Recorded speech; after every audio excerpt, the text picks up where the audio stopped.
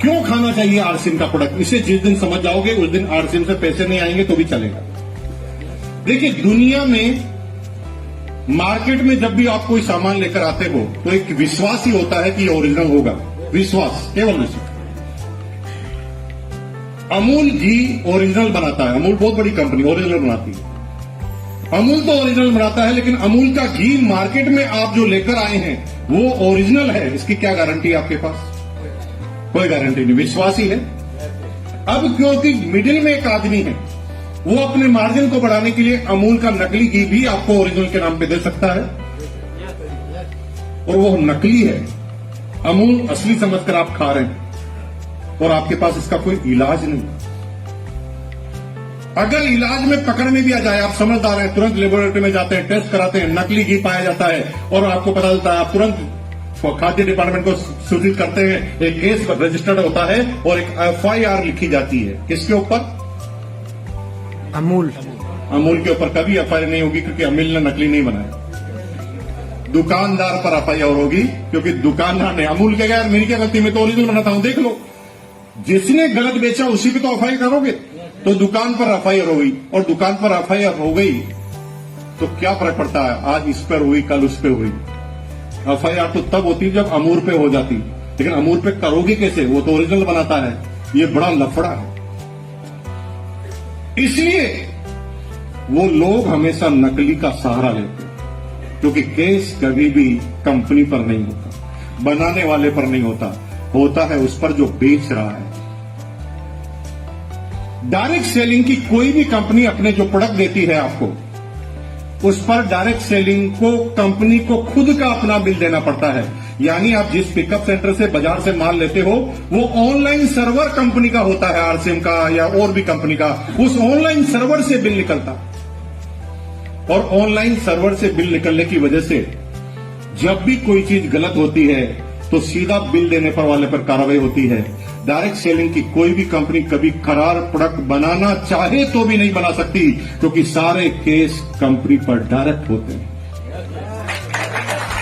आज के बाद ओरिजिनल खाना चाहते हो, नहीं आएगी इनकम, छोड़ दीजिए। लेकिन जीवन को बचाना चाहते हो, शुद्धता चाहते हो, तो आज के बाद आरसीएम के प्रोडक्ट अपनाना चालू कर देना, क्योंकि आरसीएम अगर गलत बनाएंगे तो सीधा केस आरसीएम पर होता है। साला एक दिन में आरसीएम मत हो सकती, क्योंकि बीच में कोई आदमी नहीं है जिस पर आप केस करोगे। केस क्योंकि बिल जो दे रही है कंपनी, तो उसी पर सारे के सारे केस हुआ करते। इसलिए मेरे भाई, इस चीज को बहुत ढंग से समझ जाना, तो आपको बहुत बारी बात समझ में आ जाएगी। और पूरी दुनिया बहुत आगे से और तेज गति से जा रही है। पूरी दुनिया में इतने तेज गति से बदलाव हो रहे हैं, आप सोच भी नहीं सकते। एक एक करके इंसानों की नौकरियां गायब होती जा रही है, और ऐसे समय में डायरेक्ट सेलिंग एक मात्र जरिया जिसमें अपना इंडिपेंडेंटली कारोबार हम करें। मेरा नाम मुकेश कोठारी है और मैं भीलवाड़ा से आपके बीच में आया हूं। पढ़ने के लिए माँ बाप भेजते थे, लेकिन छठी क्लास में ध्यान पैसों की तरफ जाता था। छठी क्लास में लोगों का गिल्ली डंडा पे ध्यान जाता था, क्रिकेट पे ध्यान जाता था, मेरा पैसों पे जाता था। क्यों? क्योंकि घर में जब भी कोई तनाव आता था, टेंशन आती थी, झगड़ा होता था, तो उसकी वजह पैसा होती। माँ बाप के बीच में भी झगड़ा होता था ना, तो कहीं ना कहीं बजट बिगड़ गया, इसलिए झगड़ा हुआ होता। तो मैंने छठी क्लास में सोचना चालू कर दिया, यार पैसा कमाना है। अब कमाना है तो क्या करें? तो मैंने क्या देखा, मोहल्ले का सर्वे किया।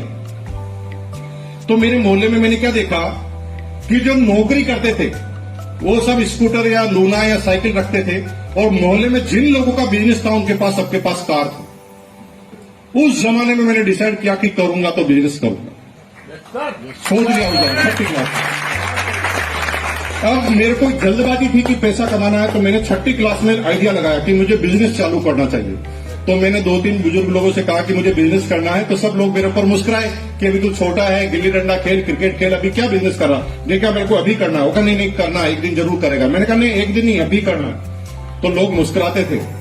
किसी से मैं सहायता मांगता था कि पूंजी दे दो, तो सब मुस्कुराते थे और 5 पैसे दे देते थे कि जाके टॉफी खा, क्योंकि कोई सीरियस नहीं था। आप भी जब इस बिजनेस को करेंगे तो आपके ऊपर भी कोई सीरियस नहीं होंगे। और ये हर एक व्यक्ति की जो कामयाब है उसकी कहानी यही है। एडिसन ने पहले बल्ब बनाया तो भी लोग सीरियस नहीं थे। राइट ब्रदर ने प्लेन बनाया तो भी लोग सीरियस नहीं थे। इब्राहिम लिंकन बार बार चुनाव लड़ रहा था तो भी उस पर लोग सीरियस नहीं थे। और लोग तो सीरियस नहीं होंगे, ठानना तुम्हें पड़ेगा। और अगर ठान लिया ना तो वो काम तुम्हारा होगा। तो छठी क्लास में मुकेश कोठारी ने सोचा कि मुझे बिजनेस करना है, और मैंने सोचा सबसे पैसे मांगे, किसी ने नहीं दिए, तो मैंने ठाना कि फिर भी करना है। तुम एक बार अपने दिमाग से बोलो तो सही ना, फिर भी करना है। ये दिमाग 1000 तरह के आइडिया तुम्हें दे देगा, लेकिन हम खुद आइडिया नहीं मानते दिमाग से। इस दुनिया में सबसे पवित्र मित्र कौन है? दिमाग। आपका अपना दिमाग, जो किसी बिना मिलावट की बात करता है। ये आपकी हां में हां भरेगा। आप अच्छी राय लोगे तो ये अच्छी राय देगा, अगर आप खराब राय लोगे तो ये खराब राय देगा, क्योंकि ये तुम्हारा गुलाम है। ये तुम्हारे ऊपर कभी नहीं जाएगा, तुम्हारा दिमाग। क्यों? क्योंकि आपके दिमाग का उसका कोई दिमाग नहीं। ये दिमाग आपका है, दिमाग का कोई दिमाग नहीं है जो दिमाग लगाए। ये तो आपका दिमाग है ना, आप जो बोलोगे वही करेगा। एक बार क्या हुआ कि राजा अकबर बैंगन की सब्जी खा रहे थे, तो राजा अकबर ने बीरबल को कहा, ये क्या सब्जी है? नामी बेगुन, बिना गुण की सब्जी है, इसमें क्या टेस्ट है? एकदम बकवास सब्जी है। तो बीरबल ने तुरंत कहा, राजा जी एकदम सही कह रहे हैं, जिसका नाम ही बेगुण, जिसका कोई गुण ही नहीं है, वो सब्जी तो निश्चित रूप से बिल्कुल खाने लायक हो ही नहीं सकती। राजा जी आप इस सब्जी को छोड़ दीजिए, आपके लिए दूसरी सब्जी बनाते हैं। 6 महीने बाद अकबर फिर बैंगन की सब्जी खा रहा था, और अकबर ने परीक्षा लेने के लिए बीरबल से कहा, यार क्या सब्जी बनी? सब्जियों में सब्जी एक ही है, बैंगन, उससे अच्छी कोई सब्जी नहीं। तो बीरबल तुरंत बोल पड़ा, राजा जी एकदम सही फरमा रहे हैं आप, बैंगन सब्जियों का राजा है, तभी तो उसके सर पर ताज है, क्योंकि बैंगन से ऊपर तो कुछ हो ही नहीं सकता। राजा ने तुरंत कहा, यार गजब आदमी है, 6 महीने पहले तूने कहा था ये खराब है, और 6 महीने बाद अब तू खुद कह रहा अच्छा है। तो बीरबल ने एक ही जवाब दिया, राजा जी मैं गुलाम आपका हूं, बैंगन का नहीं। मैं आपकी तारीफ करूंगा, तो आपका दिमाग है वो केवल आपकी बात करेगा।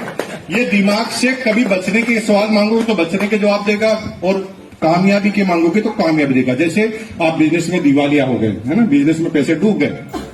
अब आप घर के अंदर हैं, बच्चों आवाज नहीं करना, आवाज नहीं करना, इधर देखो, मोबाइल इधर रखो, बच्चा मोबाइल इधर रखो, मेरे को देखो, मैं बहुत अच्छा कविता सुना रहा हूं तुम्हारा, मेरी तरफ देखो, बहुत अच्छी कहानी सुना रहा हूं, देख ढंग से सुनना, फिर तेरे से पूछूंगा मैं। आप बिजनेस किया, बिजनेस में आप थोड़े से दिवालिया हो गए, यानी बिजनेस में नुकसान हो गया, लोग पैसे मांगने लग गए आपसे। अब क्या हुआ, आप घर पे सो रहे हैं, अचानक सुबह 6 बजे घंटी बजी, आपको तुरंत पता लग गया कि पैसे मांगने वाले आ गए। तो आपने धीरे से खिड़की से खोलकर देखा तो लाला बैठा था पैसे मांगने के लिए।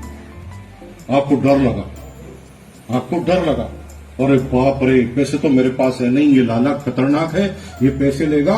तो आपने दिमाग से पूछा, दिमाग बचने के लिए क्या करूं?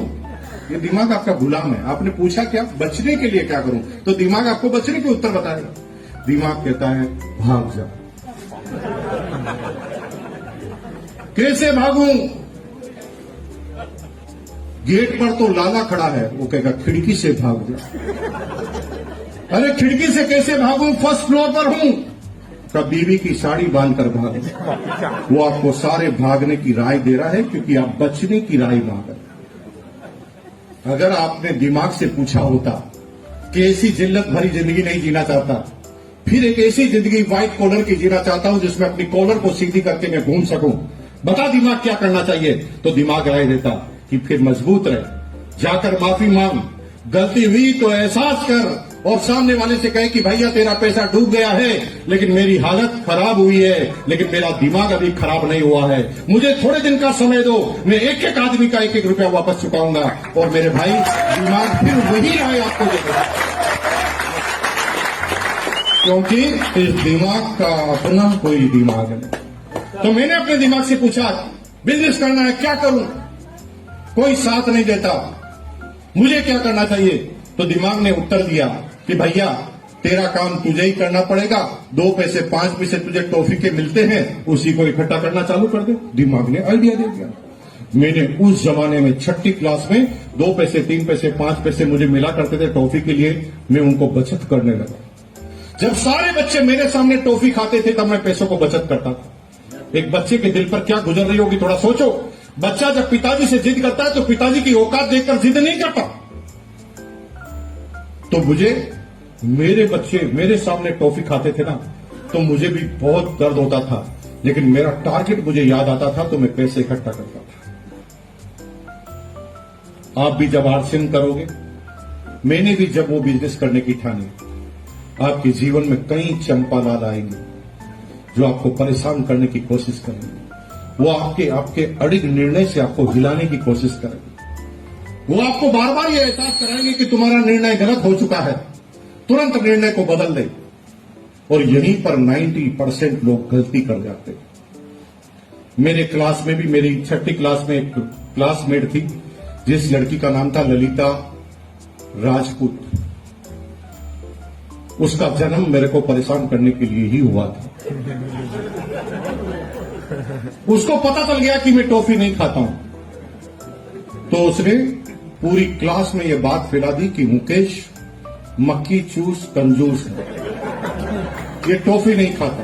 अब उसके पास कोई काम ही नहीं है।